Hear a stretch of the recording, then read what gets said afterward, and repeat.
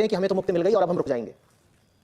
अगर कभी भी तुम्हें यह धारणा हो गई, कभी भी तुमने यदि ये मान लिया, ये गर्व कर लिया कि तुम तो मुक्त हो ही गए, वही पल तुम्हारे सबसे कड़े बंधन का होगा। मुक्ति उनकी है जिन्हें मुक्ति प्यारी है, मुक्ति उनकी है जो मुक्ति में चल रहे हैं लगातार मुक्ति की ओर। इस वाक्य पर बहुत गौर करो। आमतौर पर जब तुम किसी दिशा में जा रहे होते हो तो जब तक पहुंचे नहीं तब तक पाया नहीं। ठीक, तुम एक पेड़ की दिशा में जा रहे हो जिस पर सेब लगा हुआ है, जब तक पेड़ तक पहुंचे नहीं तब तक सेब पाया नहीं। मुक्ति की यात्रा दूसरी है, इसमें तुम प्राप्ति में चलते हो, प्राप्ति की ही तरफ। तुम कहोगे अगर प्राप्ति पहले से ही है तो प्राप्ति की तरफ क्यों जा रहे हैं? ये यात्रा ऐसी ही है।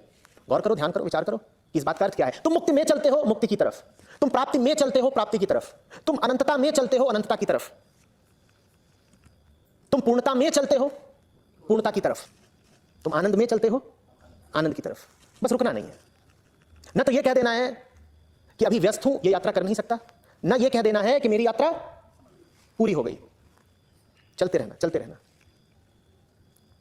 जो कह देते हैं कि मैं व्यस्त हूं, अभी चल नहीं सकता, वो संसारी कहलाते हैं, है ना, कि वो अपने रोज के ही काम धंधों में ऐसे पचे हुए हैं कि कहते हैं कि हमें इस यात्रा के लिए तो फुर्सत ही नहीं है। उन बेचारों पर तो इल्जाम लग जाता है कि तुम कैसे लोग हो, आत्मा परमात्मा की तुम्हें कुछ सुध ही नहीं है, तुम घर दुकान में ही फंसे हुए हो।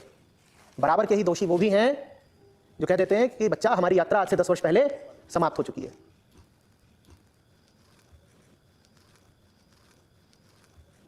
पर हम अजीब लोग हैं, जो यात्रा शुरू नहीं करते उनको तो तिरस्कृत करते हैं, और जो कोई आकर के दावा कर दे कि मेरी यात्रा तो समाप्त हो गई, उनको हम ब्रह्मज्ञानी बता करके सर पे चढ़ा लेते हैं। नतीजा यह है कि हम में से हर कोई जल्दी से जल्दी अपनी यात्रा खत्म करने का इच्छुक है। बात को समझो। तुमने देखा ही क्या आज तक? तुमने यही तो देखा है ना कि जिन भी लोगों ने घोषणा कर दी कि हमारी यात्रा अब समाप्त हुई, वही लोग सम्मान के पात्र बने, पूजनीय हो गए। यही देखा है ना। आज भी जब कोई आध्यात्मिक पदवी, स्थान, सम्मान हासिल करना चाहता है तो सर्वप्रथम क्या घोषणा करता है? मैं मुक्त हो गया, मेरी यात्रा पूर्ण हुई, मेरा उद्बोधन हो गया, फलानी रात को मेरा एनलाइटनमेंट हो गया। और जैसे ही उसने ये कहा वैसे ही तुम कहने लगते हो आप पूज्य हुए, आप श्रद्धेय हुए, आपके चरण कहां हैं श्रीमन। तो फिर इसीलिए तुम्हारे मन में अपने लिए भी यही इच्छा उठती है कि जब यात्रा खत्म करना इतनी ऊंची बात है कि यात्रा खत्म करने वालों की हम वंदना करते हैं, तो मेरी भी यात्रा काश मेरी भी यात्रा जल्दी से जल्दी समाप्त हो जाए। और इसीलिए फिर सवाल आया है कि एक बार में ही अब फारिग हो ले, निपटा ही दें। गुरुदेव इस शिविर में कोई ऐसा बाण मारो कि 3 दिन में ही काम हो जाए।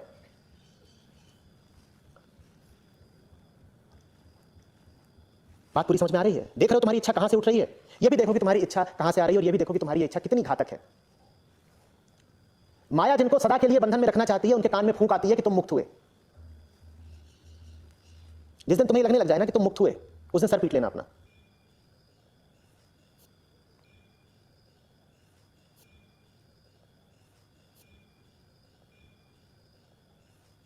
अब बताओ, मुक्ति चाहिए कि यात्रा?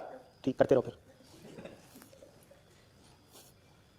उदयपुर से आ रहा हूं, प्रयाग पहुंचा हूं, ऋषिकेश जाऊंगा, वहां से कहीं और का होगा, अभी पता भी नहीं।